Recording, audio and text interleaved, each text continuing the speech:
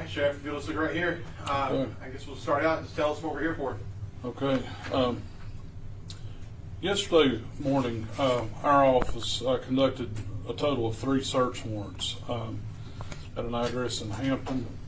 And this goes back to a missing persons report that was filed on March 31st with our office, and a subsequent report was filed with Elizabethton Police Department the following day on a missing person.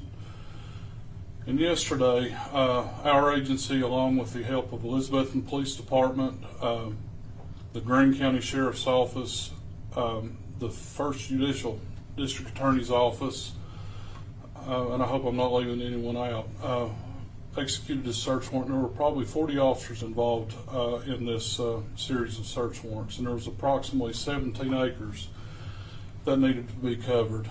And with the assistance of a cadaver dog, we pinpointed a location that made a positive hit on it, and then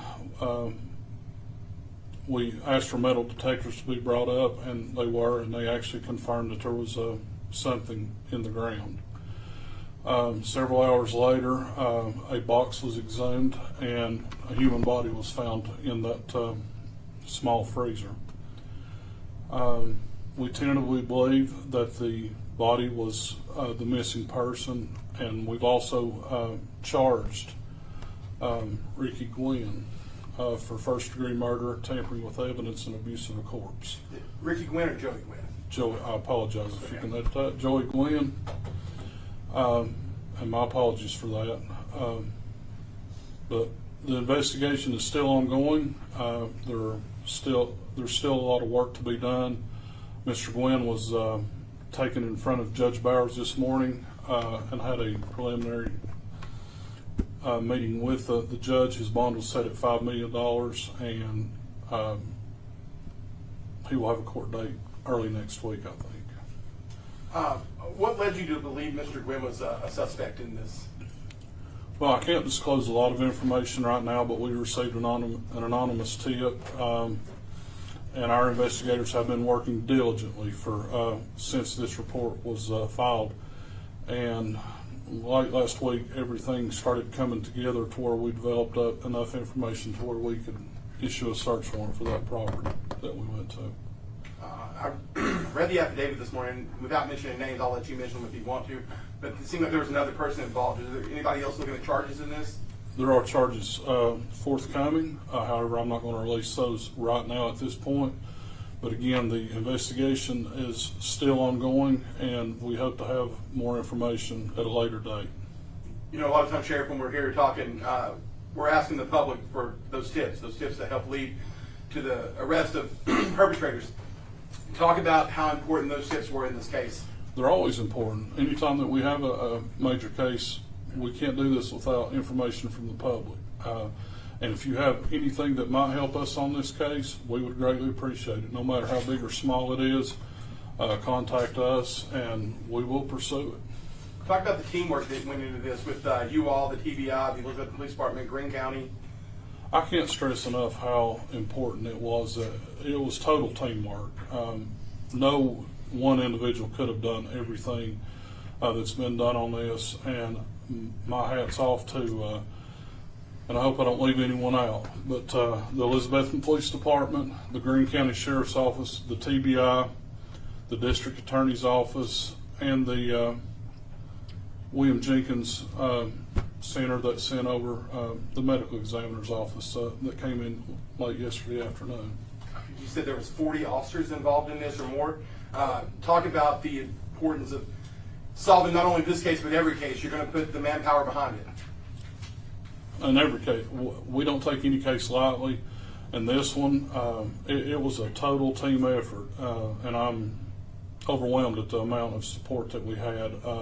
There were a lot of phone calls made to make this happen, and everything came together the best it can be.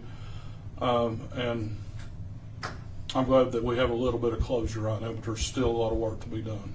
Sheriff, this person had been missing since January, and the report was filed in March. Is that my understanding?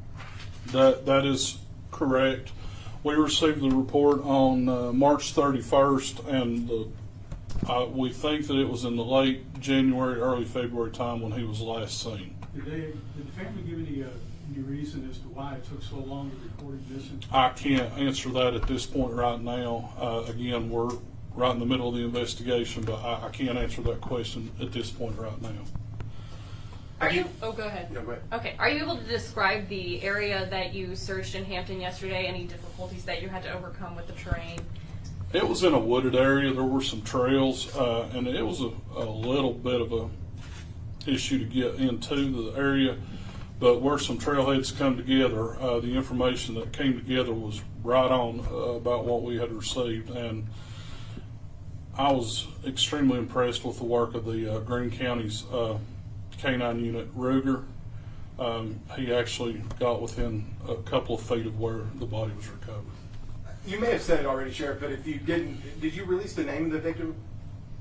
We tentatively believe right now that the body that was found was the body of Eddie Elliott. Do you know if Mr. Elliott was an Elizabethton resident, or do you know where he was a resident of? He was a Carter County resident. I don't know exactly what his place of residence was, but we do know he was a Carter County. Any idea as to what the motive is here? Not at this point, we don't know. Again, we're early in the investigation. There will be more coming at a later date, but right now, I can't answer that question. I don't know what the motive was. Are you all planning to release Mr. Gwynn's mugshot?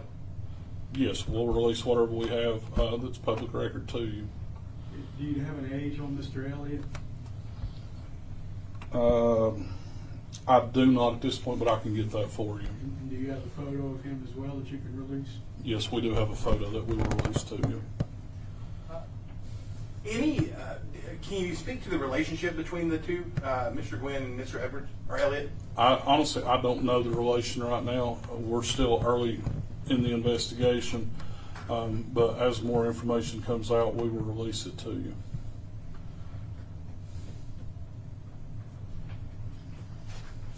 I think we're good.